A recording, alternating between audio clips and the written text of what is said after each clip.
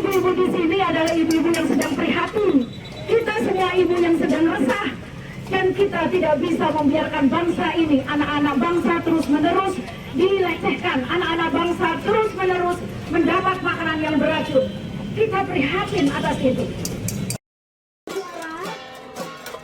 Oke. Agar pengguna jalan Jakarta ini bisa melihat aksinya ibu-ibu yang keren banget ini. Rakyat Yogyakarta sore hari ini, kita semuanya sedang marah, kita semua sedang kecewa, kita semua sedang berduka atas makan.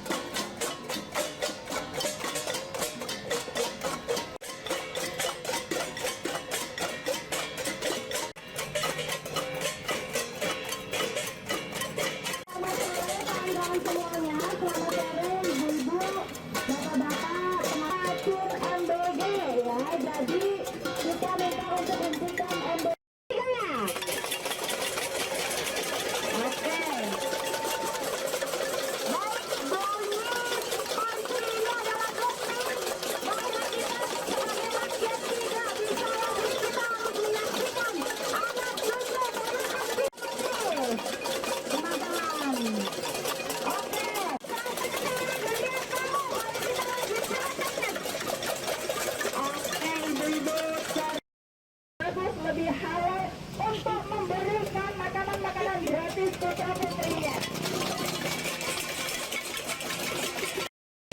Itu ibu-ibu. Itu justru dianjurkan membantu orang-orang yang tidak mampu. Dan kita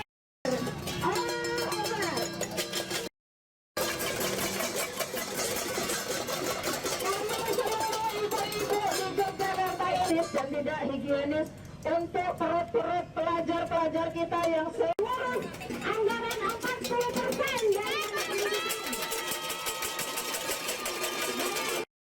lebih baik dialokasikan untuk orang-orang yang membutuhkan dana untuk enak, bisa membeli hamburger dan lain-lain. Sedangkan di luar sana ibu-ibu masih banyak orang-orang yang terlantar.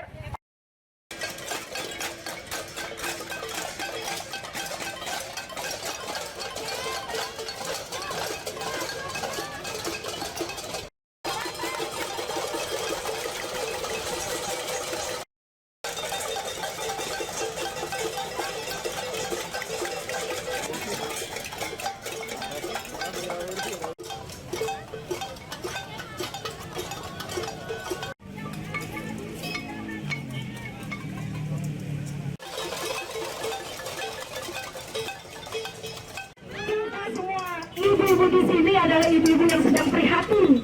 Kita semua ibu yang sedang resah. Dan kita tidak bisa membiarkan bangsa ini, anak-anak bangsa terus-menerus dilecehkan. Anak-anak bangsa terus-menerus mendapat makanan yang beracun. Kita prihatin atas itu. Pertama, tata kelola yang buruk menjadi persoalan utama yang ada di sini. Gerusa-gerusu. Program ini dibuat tidak jelas. Tidak ada perencanaan yang jelas. Seolah-olah yang dipakai adalah uang yang turun dari langit. Ini adalah uang rakyat.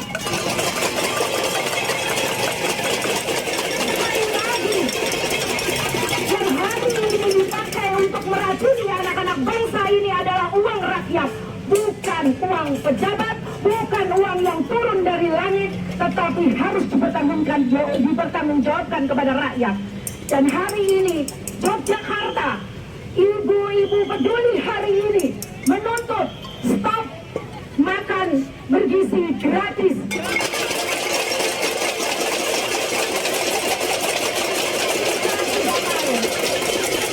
Sekali lagi, PBB akan berada di barisan terdepan untuk melakukan protes keras ini. Pada saat DPR hari ini diam, pada saat kami sudah berdiskusi dengan DPRD, tidak mau mereka membuat pansus, tidak mau mereka melakukan moratorium, tidak mau mereka stop dan mengevaluasi. Apa gunanya orang yang kita pilih kemarin?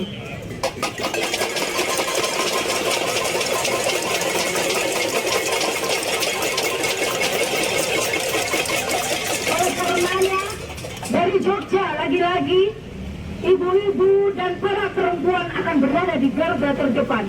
Inilah yang akan kita tunjukkan kepada Indonesia, bahwa kita semua gelisah, kita semua resah, dan kita bisa bergerak menjadi garda paling depan untuk stop program, stop kegiatan yang amburadul dan terkesan dipaksakan.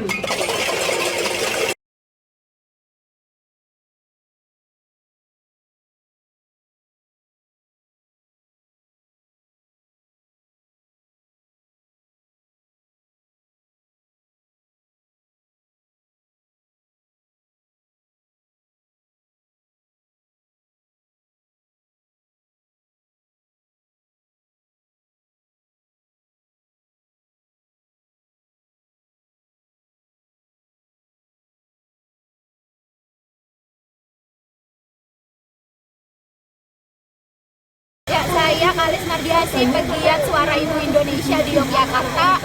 Sore hari ini kami berkumpul di Yogyakarta, para ibu yang terdiri dari sekumpulan ibu rumah tangga, akademia, seniman, ibu-ibu dari berbagai elemen. Kami menyuarakan untuk hentikan program prioritas makanan bergizi gratis sekarang juga dan evaluasi total. Kami tidak menerima statement pemerintah tentang bahwa kita bisa perbaiki ini sambil berjalan. Biarkan ini program bagus, kita perbaiki sambil berjalan, nanti juga akan baik sendiri. Nggak bisa seperti itu, karena itu artinya setiap hari kita menoleransi adanya kasus-kasus baru. Dan kami para ibu sakit hati banget setiap ada kasus itu yang disebut adalah kasus di kota A, kasus di sekolah B gitu ya. Padahal kasus-kasus itu tuh bukan angka, itu ada anak-anak yang tiba-tiba mereka berangkat sekolah sehat, dirawat sama ibu dan bapaknya, mereka datang untuk belajar tapi kemudian tiba-tiba mereka keracunan. Bagaimana mereka kalau punya komorbid atau punya resiko-resiko kerentanan lainnya. Selain itu kami juga menuntut kepada pemerintah untuk pertanggungjawaban atas kasus-kasus yang telah berjalan selama 1 tahun. Telusuri, dan penelusuran itu harus sesuai dengan prosedur Undang-Undang Kesehatan. Sesuai dengan prosedur Undang-Undang Kesehatan artinya kita juga menuntut pemulihan hak organ, ya, karena biaya pengobatan selama ini setelah murid-murid itu kembali di rumah, mereka menggunakan biaya dari orang tuanya pribadi. Padahal yang bikin mereka sakit, yang bikin mereka keracunan adalah penyelenggara negara. Ya, kami juga menuntut ingin agar program MBG ini dievaluasi total, agar dalam desain tata kelolanya itu tidak sentralistik dan tidak militeristik. Tidak sentralistik artinya apa? Tidak dimonopoli oleh Badan Gizi Nasional. Karena sebenarnya selama ini pemerintah daerah itu sudah punya program-program unggulan dalam program-program pemenuhan gizi anak, ya, yang bekerja sama dengan Kementerian Kesehatan, diturunkan kepada Dinas Kesehatan, diturunkan kepada ibu-ibu kader posyandu. Semua data-data itu sebetulnya sudah lengkap. Tapi kenapa di MBG ini yang sifatnya sentralistik ini semua data-data itu tuh tidak dipakai, ya. Selain sentralistik juga bersifat militeristik juga. Kita tahu bahwa pejabat-pejabat di struktur BGN itu diisi sebagian besar oleh laki-laki yang selama ini mungkin tidak pernah menyiapkan gizi anak-anak di rumah gitu ya. Jadi kembalikan urusan pemenuhan gizi anak kepada kolektif, kepada komunitas, kepada daerah.